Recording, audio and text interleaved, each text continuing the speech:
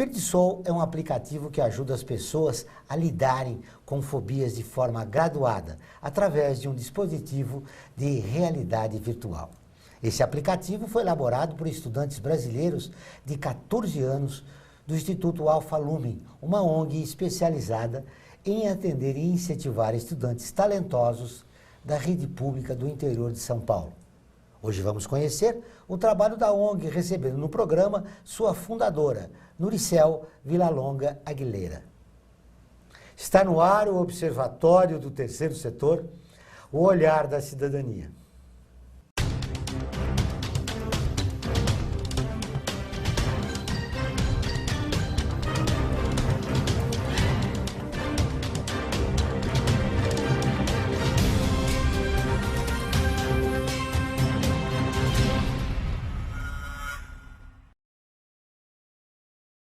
O Observatório do Terceiro Setor mostra pessoas que trabalham para a melhoria da sociedade, além de interagir e divulgar de forma comprometida as organizações de interesse social. Com 2 unidades na cidade de São José dos Campos, o Instituto Alfa Lumen aposta na ruptura dos métodos tradicionais de ensino e propõe um modelo adaptativo de aprendizado para os diversos campos do conhecimento. Seja bem-vinda, Nuricel. É um prazer estar aqui, eu agradeço muito o convite. É um prazer estar com seus telespectadores. Obrigada pela oportunidade. Nuricel, como surgiu a ideia do projeto? Bom, o Instituto Alfa Lumen, ele se pauta na experiência que eu tenho de 40 anos na área de educação, trabalhando com garotada de altas habilidades e de Olimpíadas nacionais e internacionais. É interessante pontuar que a garotada de alta habilidade, ela também tem altas angústias, ela é muito precoce, ela muitas vezes não se adapta nas estruturas escolares vigentes. Do ensino tradicional. Sim, não se adapta muitas vezes. E, além do que, a alta habilidade não é só quem tira 10 em matemática. Você tem altas habilidades em artes, em esportes, intelectual, em business, e nada disso é contemplado pela escola tradicional, ou muito pouco. Então, eles aprendem muito rápido, tem um ritmo muito acelerado, e aí fica extremamente tedioso. Então, o que a Alfa Lumen faz é juntar essas pedras preciosas, essa garotada que tem esse potencial, alavancar esse potencial, trabalhar as fragilidades, porque tem fragilidades, e unir isso na preparação de um indivíduo que vai ter um olhar social. Então, eles crescem se estruturando para fazer a diferença no mundo. Então, dentro das suas áreas de talento, eles vão multiplicando ao longo do processo do própria escola e vão produzindo aplicativos, vão produzindo propostas, vão produzindo ações que são de cunho social, para que quando eles forem para o mundo, eles atuem pensando de forma global, pensando no outro e não só no seu ganho, no seu progresso. Como é a experiência de trabalhar com jovens superdotados? É difícil, porque eles são extremamente críticos, eles são extremamente... bom, primeiro, um ritmo muito acelerado, e eles exigem, eles têm demandas fortes, eles são extremamente críticos, eles propõem, eles querem ser ouvidos. Muitas vezes a escola tradicional entende que é criança, não é hora de pensar nisso, mas eles estão pensando nisso, eles estão sentindo essas demandas e você tem que dar atenção, você tem que dar espaço, você tem que dar oportunidade, você tem que dar corda para que as suas forças, as suas capacidades progridam. Eu sempre faço o comparativo, é como você ter um pássaro com asas maravilhosas e você não deixa voar, porque o teto é muito baixo, ele não consegue voar. Então, é uma angústia muito grande. Ao mesmo tempo, eles são muito precoces na análise, né? Eles enxergam coisas que muitas vezes as crianças da idade deles não enxergam. Então, às vezes é difícil para eles se conectar com a garotada da própria idade, porque são preocupações e interesses e perspectivas diferentes. Então, criar um espaço onde você não limita só pela idade, porque talento não tem idade, você consegue fazer com que ele tenha esse espaço de evolução, de crescimento. Foi fácil descobrir uma criança superdotada? Bom, existe uma série de métodos, mas normalmente quando os pais ou quando alguém me encaminha o laudo, eu prefiro deixar que a criança se mostre. Eu prefiro abrir oportunidades para que ela mostre quem é, as suas fortalezas, suas fragilidades, para que a gente possa trabalhar e alavancar isso. Então, normalmente o que a gente faz é gerar projetos nas várias áreas, levar à escola pública, e lá a criança se conecta. E dentro da dinâmica de como ela se conectou, de como ela se desenvolve, de como ela produz, de como ela cria, a gente vai identificando e percebendo em que nível, em que patamar ou para que área essa criança tem uma habilidade extraordinária. Eu lembro que eu acho que a maior alta habilidade é a determinação. Então, muitas vezes nós temos crianças extremamente inteligentes, mas que não têm uma habilidade específica. Ela é generalista e extremamente determinada. Então, é uma liderança muito importante. Né? E como é a forma de encontrar, né, essas características nessas crianças? A rotina do ensino que você desenvolve com eles. Bom, na verdade, a gente identifica a garotada através de projetos e essas lideranças mais marcantes a gente convida, traz através de um processo seletivo para fazer parte do projeto Escola Alfalume. Nós temos vários projetos de cunho social nas várias áreas, inclusive na educação, onde a gente desenvolve novas metodologias de ensino mais adequadas ao perfil atual. E essa garotada, quando vem para a Alfalume, além de toda a parte acadêmica, eles têm também uma parte STEAM, uma parte de Science, Technology, Art, Matemática. Então, eles vão desenvolvendo áreas que são conexões com o mundo, como business, empreendedorismo, enfim, todas as áreas de acordo com o perfil. A gente vai avaliando o perfil e as forças dessa garotada e vai implementando oportunidades para que eles possam se desenvolver e conectando com universidades, conectando nacionais e internacionais, conectando com grandes empresários, conectando com um centro de pesquisa, para que a régua seja bem alta, porque eles têm que se sentir desafiados. E, simultaneamente, ele tem que multiplicar isso. Então, todos eles têm que desenvolver projetos ou, de alguma forma, multiplicar junto aos colegas da escola pública e à comunidade as grandes competências ou a grande capacidade que ele tem. E vários dos nossos estudantes que já saíram, né, que se formaram, hoje estão em universidades americanas, ou muitos no Brasil, alguns já foram e voltaram. Então, o importante é produzir mudança e produzir apoio para a sociedade. Muriel, para fechar esse primeiro bloco, eu queria fazer uma pergunta para você. Claro. É fácil identificar um jovem superdotado? Quanto mais jovem, bom, às vezes é tão gritante que fica bem simples, né? Uma criança, por exemplo, os pequenininhos é um pouco mais trabalhoso, porque você tem que dar muitas dinâmicas e ir observando, né? Mas tem alguns que, assim, saltam aos olhos. Eles têm uma habilidade muito maior, um ritmo muito maior. Assim, dependendo da área, né? A alta habilidade, ela tem diferentes perfis. Então, alguns deles são muito simples de serem encontrados. Outros já demoram um pouco mais, porque demandam também maturidade. Muito bem.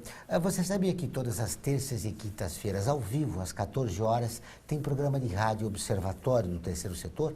Nós recebemos especialistas que, junto com os ouvintes, debatem os principais temas da atualidade e do terceiro setor. Você pode ouvir pela rádio Trianon AM 740 ou em qualquer lugar do mundo pela internet, do seu celular, computador ou tablet, pelo link que aparece na sua tela. Participe e ajude na construção de uma sociedade mais justa, solidária e sustentável. Voltamos depois do intervalo.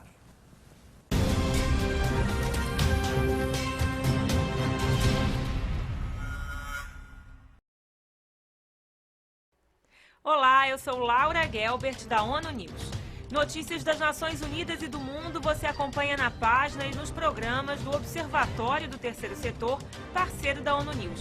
E para acompanhar diretamente a ONU News em português, acesse nossa página e redes sociais. Até lá!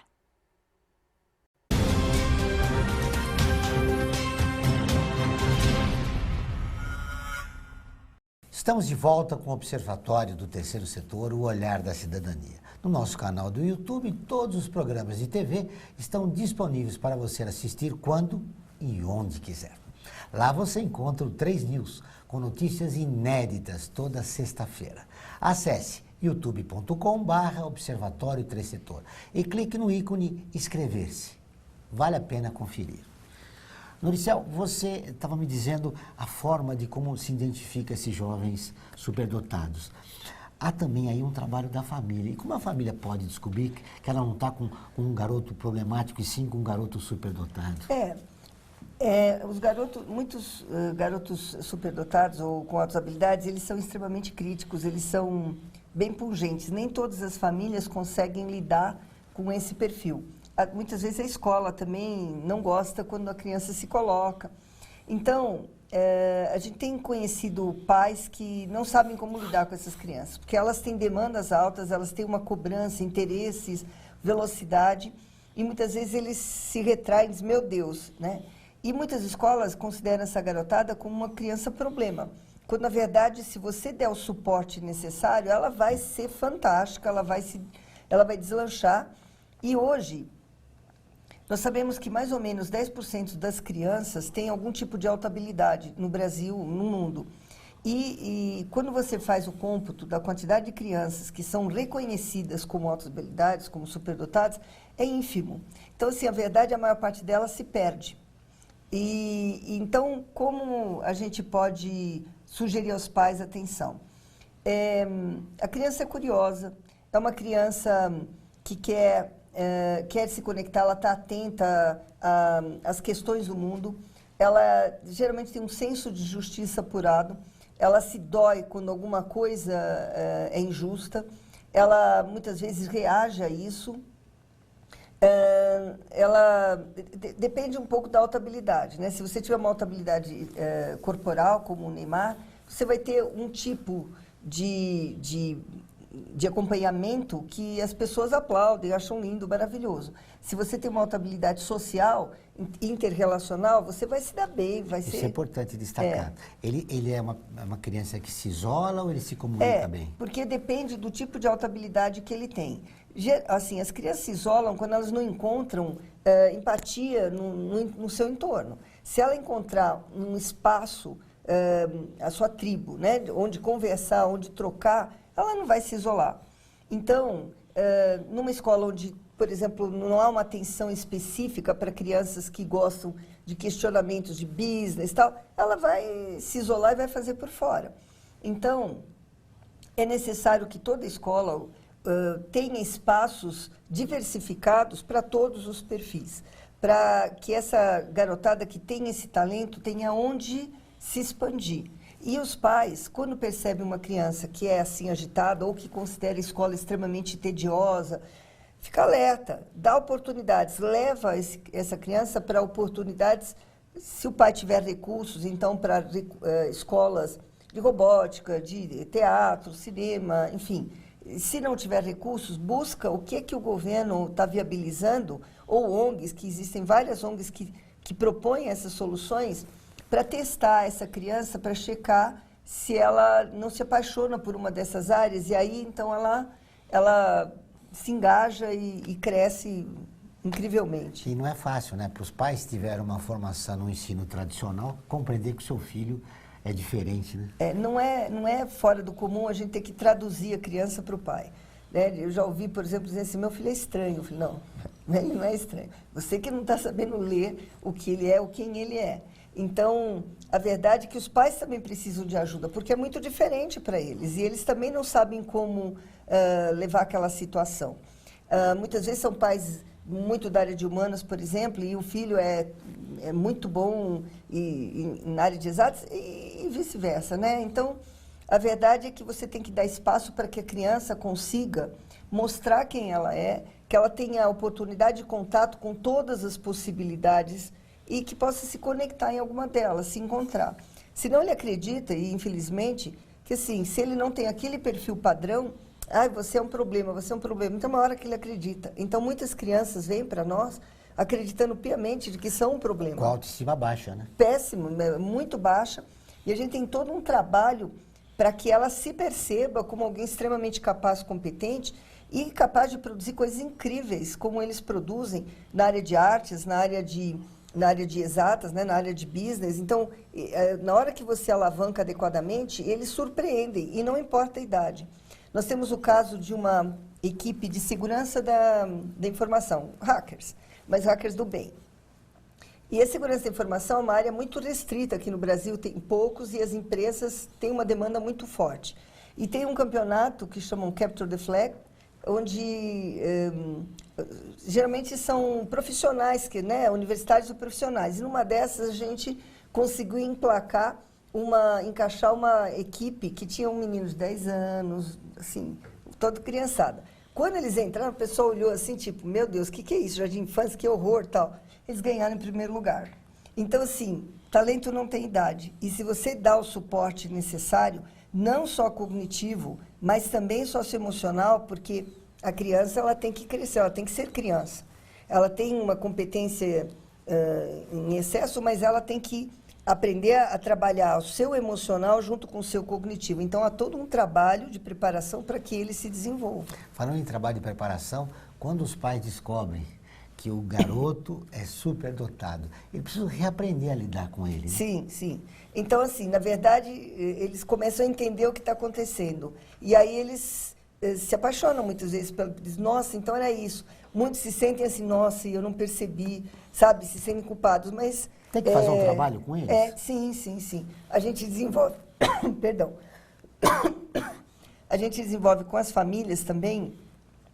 Dentro da Ufalume, as famílias são muito próximas. As famílias têm palestras, elas interagem, elas participam nos projetos, elas acompanham. Então, os pais acabam vivenciando junto com a garotada, entendendo e aí se embrenhando bem. Então,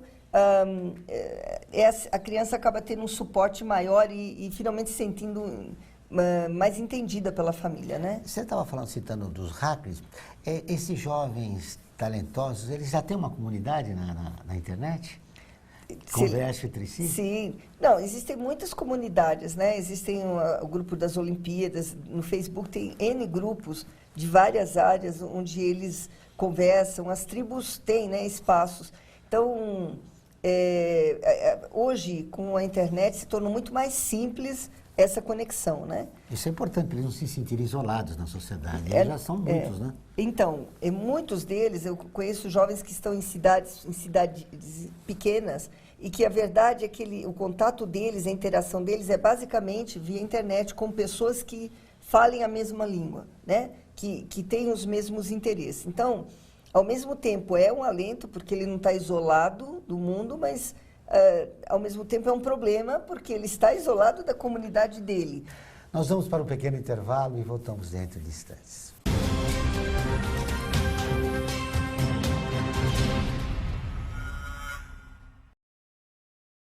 A FUNASP colabora com a USP nas relações entre fundações por meio de fóruns, simpósios, seminários, pesquisas e intercâmbio de informações, além do seu investimento na área social. Para melhores informações, entre no nosso site www.funasp.org.br. FUNASP, um marco entre o universo acadêmico e a sociedade.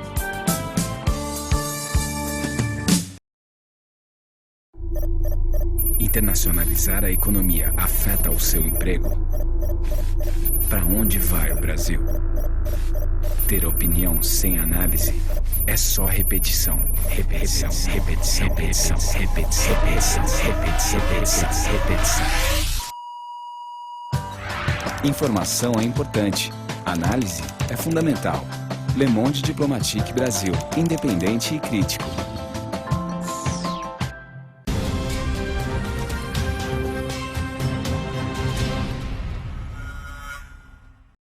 Estamos de volta com o programa do Observatório do Terceiro Setor, o Olhar da Cidadania. Não esqueça, todas as quartas-feiras, às 17 horas, tem o programa Olhar da Cidadania na Rádio USP, com temas da atualidade e principalmente dos direitos humanos. Anote todas as quartas-feiras, às 17 horas, na Rádio USP, em São Paulo, 93,7 e em Ribeirão Preto, 107,9 FM. Louricel, é importante a gente continuar falando na adaptação desses jovens. E você tem encontrado alguma dificuldade desses jovens na escola pública? Porque existe uma diferença entre o ensino do Instituto e o ensino tradicional. Essas duas diferenças marcam muito, né? Na verdade, a nossa ONG tem um projeto escola com um ensino que é único, não só diferente do tradicional da escola pública, mas o tradicional também em escolas privadas. Nosso foco é a gestão do conhecimento. Então, nós queremos que essa garotada ela saiba articular o conteúdo e o conhecimento, porque conteúdo, hoje você vai no computador, você puxa, não precisa... Então, o grande pulo do gato é saber articular esse conhecimento. Então, a própria estrutura ela é feita para que essa garotada interaja e realmente colabore nessa ação do aprender. O professor ele é um grande compartilhador de conhecimento. Uma coisa muito legal é que a gente trabalha ao mesmo tempo a parte relacional e a parte emocional junto com a cognitiva. Elas não são dissociadas. Nós temos como base a teoria da complexidade de Morin para trabalhar a nossa metodologia. Então, são mesas de trabalho, não são carteiras enfileiradas, olhando 6 horas para uma parede verde. São mesas de trabalho, estações de trabalho. A garotada atua muito, né? Contribui muito uns com os outros, trabalham, às vezes, fora, no jardim, enfim. Não existem espaços obrigatórios fixos. Não tem, por exemplo, laboratório de informática, isso é uma bobagem, eles têm todo mundo laptop, e onde forem na escola, eles, né, na ONG, dentro do espaço do projeto escola, eles atuam. E o professor, no final de cada aula, a garotada um dia chegou e disse, Núria, a gente queria muito agradecer o professor, a colaboração, que ele se doa como ser humano. E eu, uau, legal, beleza, o que vocês querem fazer? Nós queremos aplaudir.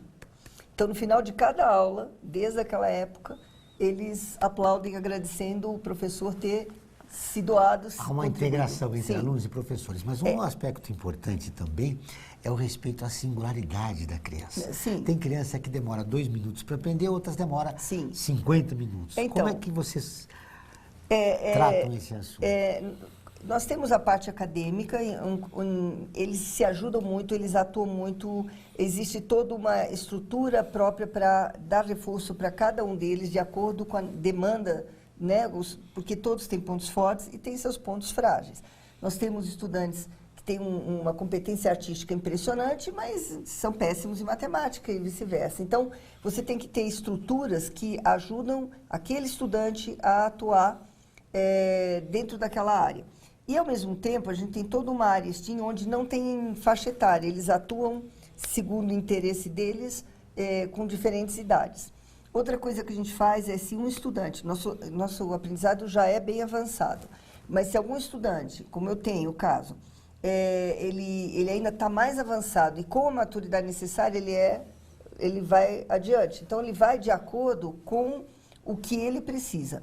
E as técnicas que o professor aplica viabilizam a singularidade. Então, ele consegue trabalhar com cada estudante e com cada grupo de acordo com a demanda, com a facilidade ou dificuldade que ele tem. Então, as turmas, hoje nós temos 500 estudantes atuando nessa metodologia e eles têm desde mandarim, japonês, alemão, espanhol, francês, robótica, programação, empreendedorismo, yoga, judô, enfim, eles têm milhões de coisas e cada vez que um deles mostra que tem interesse em alguma área, a gente vai em busca de viabilizar essa área para ele. Então, um dos grandes pilares da nossa educação é a motivação. Ele tem que estar profundamente motivado, porque aí o resto vai. É verdade. E para isso é necessário que o professor compreenda que ele é o facilitador, não é o detentor do conhecimento, né? Como é a atuação do professor? A relação é muito horizontal. O professor almoça com a garotada. Aliás, a garotada leva marmita, guarda. É como na universidade. Põe no micro-ondas. Você está num mini campus universitário. Quando você vai lá, a garotada com aquela autonomia. E E o professor é um parceiro. O professor ajuda, apoia, tem o WhatsApp junto com eles, entra no WhatsApp, conversa. Então, as relações, por exemplo, eu sou fundadora, mas não tem sala de direção, é a Nuri. Claro que eles sabem, quando a Nuri chega, qual é o papo. Mas todo esse, que é muito típico de alta habilidade, ele não reconhece rótulos. Ele te respeita, por quem você é, pelo que você é. Não adianta você ter o rótulo de presidente. Se ele não te respeitar, não importa. A questão da autoridade, como é que fica? Não, autoridade não tem. A autoridade, ela é meritocracia. Você tem que merecer ser valorizado. Então, ele te reconhece por quem você é. Então, eu sou a Nuri, não importa a minha faixa etária, eles não me respeitam porque eu sou mais velha ou porque eu fundei, mas é por quem eu sou e pelo que eu faço e pelo que eles reconhecem de quem eu sou. Então, é o mesmo reconhecimento que eles têm para a equipe. Então, você vê que existe um carinho e um respeito efetivo pelos seus professores, como valorizando profundamente. Então, muitos deles têm um prazer enorme em compartilhar, em ensinar, tanto que nós temos vários deles que são medalhistas olímpicos, que ensinam, fazem turmas de ensino para garotada de escola pública.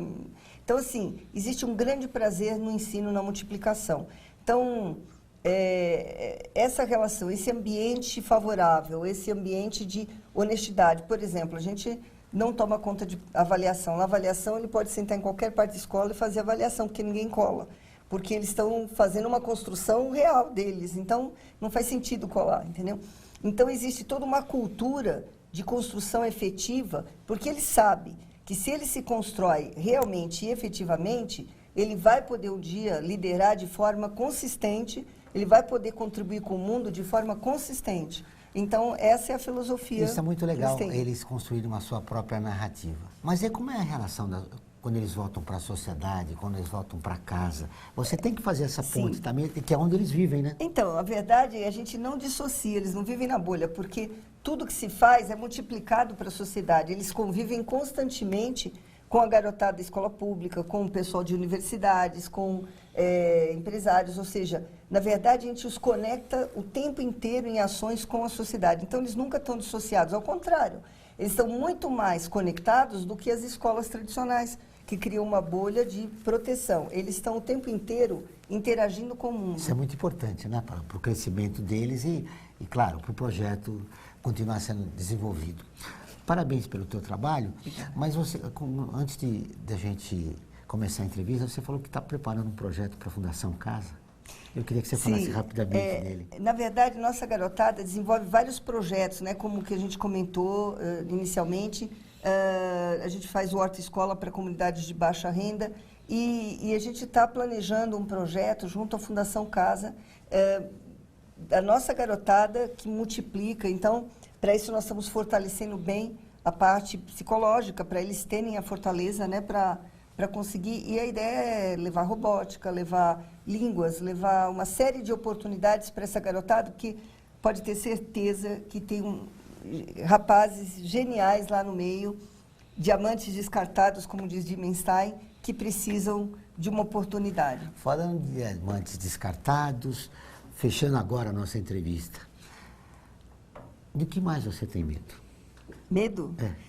Eu tenho medo da cegueira dos nossos governantes. Eles têm que entender que educação é a chave para tudo.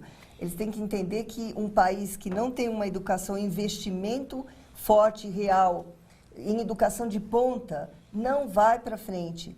Então, por favor, abram os olhos e entendam que a educação é o que tem que ter mais respeito em qualquer nação. E a nossa nação tem tudo para ser incrível, maravilhosa, como é. Basta que se valorize a educação pelo que ela merece. Quem gostou da entrevista e quer conhecer um pouco mais do teu trabalho, os contatos? Pode ser através do site www.alfalumen.org.br ou então pelo telefone 12, nós somos de São José, 12 3207 5060. Novamente, obrigado pela entrevista. O programa do Observatório do Terceiro Setor dessa semana fica por aqui. Mas para continuar nos acompanhando, acesse o nosso portal observatoriotercesetor.org.br. Participe e fique por dentro das novidades do terceiro setor e do mundo. Lembrando que o Observatório do Terceiro Setor está presente em mais de 40 países e atinge mais de 1 milhão de pessoas todos os meses. Voltaremos na próxima semana com o Observatório do Terceiro Setor, o olhar da cidadania. Até o próximo programa.